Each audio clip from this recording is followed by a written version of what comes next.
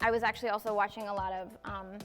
stand-up specials, and it's funny because I feel like, maybe it doesn't come across that way, I have no idea, but I feel like every time I watch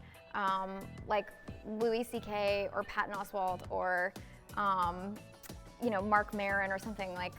I feel like that's what I sound like, which is weird because they're very into being kind of grizzled men and kind of grumpy, antisocial men, and I guess that's how I feel. In addition to other things, I feel like that on the inside, just grizzled and antisocial.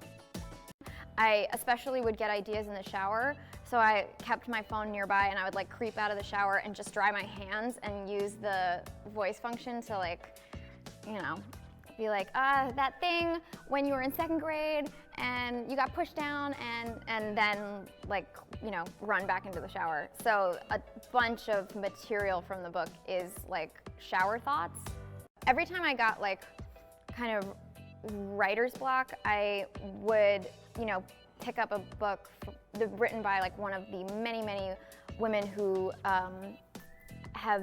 written before me, who all seem to have the common theme of creating, writing, and starring in their own television show. And that kind of always helped unblock me, because I was worried that in doing that I would end up writing about like exactly the thing that they had, but it almost doesn't happen that way. It's like it was like a conversation, like when you're having a conversation with someone and they tell you about something from their childhood and it reminds you of something from your childhood, but it's not,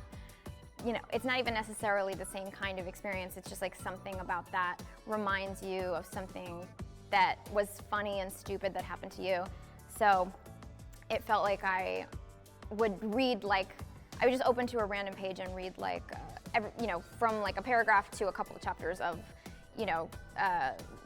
whether it's Tina Fey, Mindy Kaling, Lena Dunham, like just all of those women who have written these beautiful, funny, wonderful books. I felt like it was nice because it felt like having this conversation where, you know, they weren't listening to my side of it, but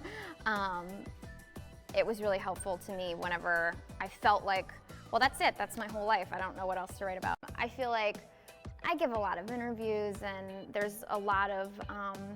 people who've written about me, and, you know, since they are the writer, they get to frame it however they want, and I thought, you know,